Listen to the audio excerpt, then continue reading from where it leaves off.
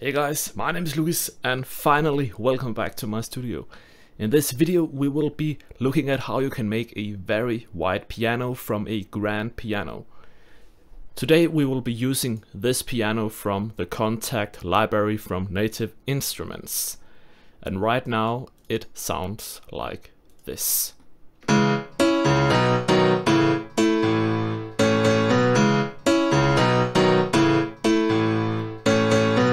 So it's already wide, but we can make it more realistic. And the only thing that I've done to it so far is to apply some EQ and some compression to make it sound better and more natural. So when you record a grand piano in the real world, not on this virtual instrument, you will typically have multiple microphones, which means that you can apply different settings to different frequencies of the piano. So the first thing we want to do is to take this piano and copy the piano to another mixer track. So now we have two similar pianos. And the first one we want to call that piano left. And the second one we want to call it piano right. Just like that. So what we want to do now is to take the upper notes from this piano. Imagine the notes that you play with your right hand. Take these notes and copy them to this pattern right here. Let's just listen if we got everything.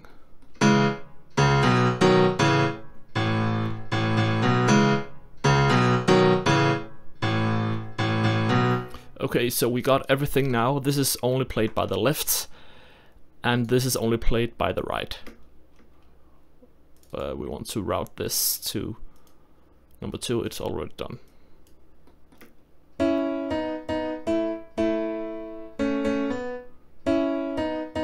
So we have the left and the right.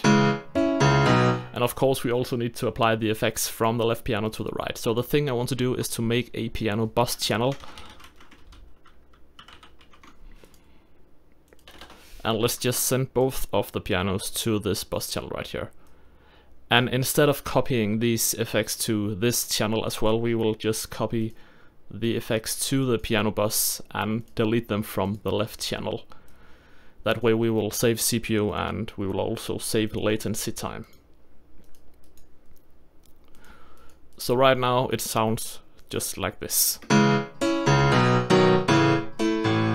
And I think I've made some volume changes. Yes, okay, so I have increased the volume from the piano before I started this video. Let's just add the volume to the right as well.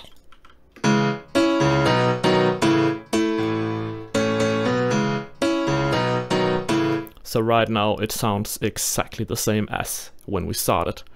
So what we want to do is to act like this is a microphone and this is a microphone. So if we take the left microphone and pan it a bit left, and we do the opposite with the right,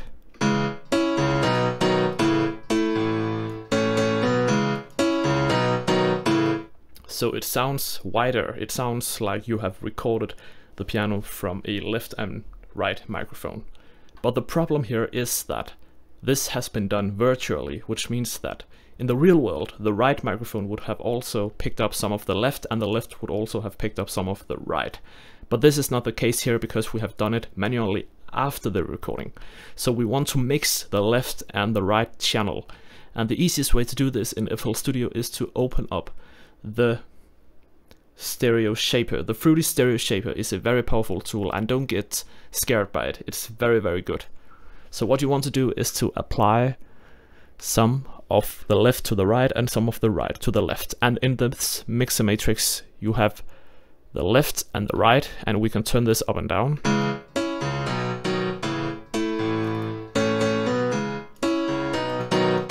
So these are the mono stereo tracks from the left and the right. You can also add some of the left to the right channel and vice versa. Which means that you send some of the right stuff to the left channel and some of the left stuff to the right channel.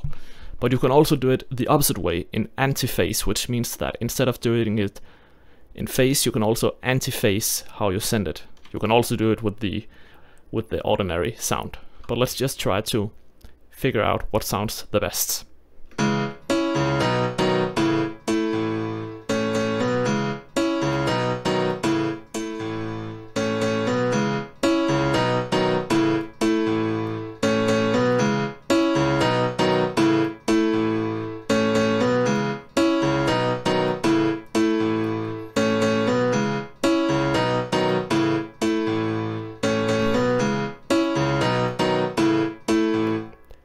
So I like this. So what I've done is that I have removed some of the original left sound, and sent some anti-left into the right channel.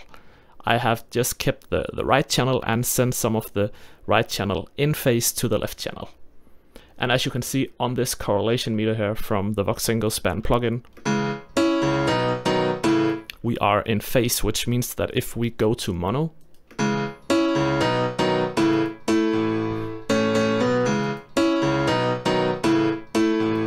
we will still have our sound. So the next thing that we can do is to apply some sample delay or Haas effect or whatever you want to call it. And you can do this either to the right or to the left. Let's just figure out what sounds the best.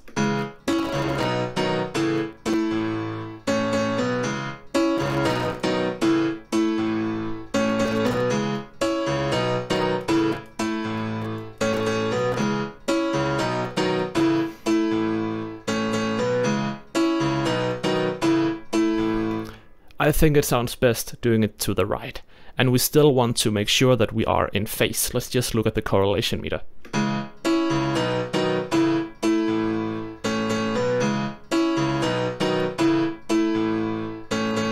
So we are still in phase, but we have gained some more antiphase.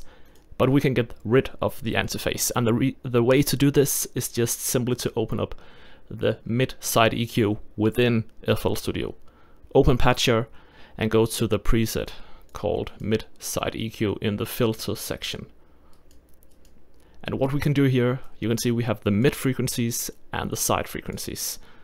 So if we take the side frequencies and make a high pass filter, we can filter out some of the low end from the sides, which means that we will gain more phase.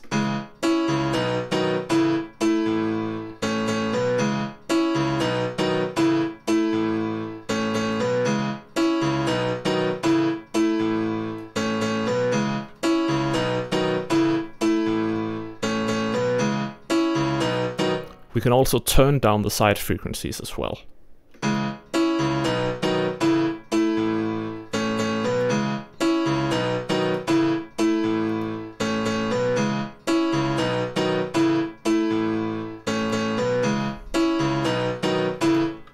And it is really wide right now. So let's just try to take off the patcher and listen to it.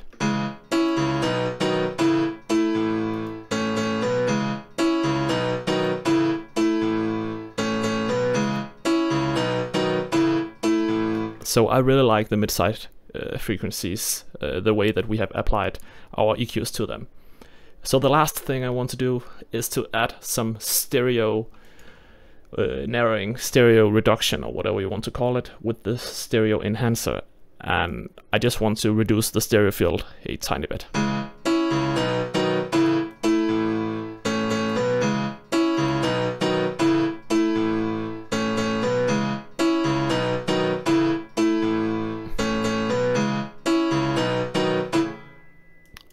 So now we have increased our piano a lot. We can also apply some reverb to it.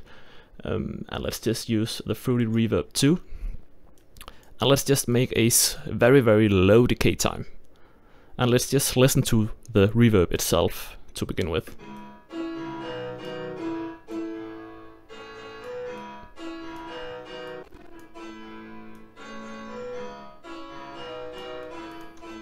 And also notice that when you add reverb, you will add more antiphase.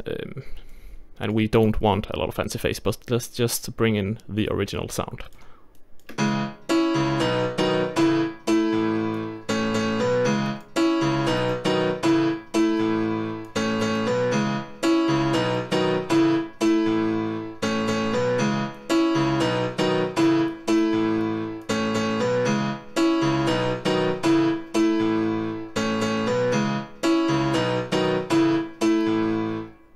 So now we have a really wide piano, and let's just try to listen to the piano without these stereo effects.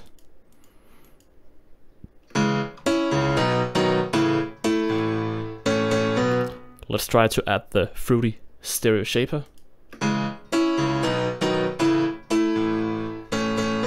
Let's try to add the MidSide EQs.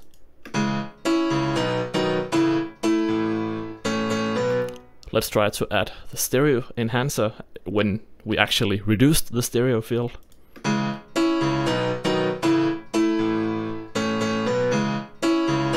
And let's apply the reverb.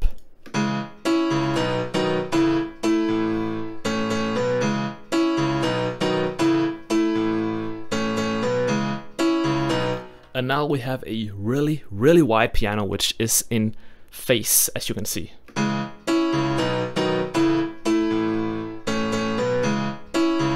And if we go to mono,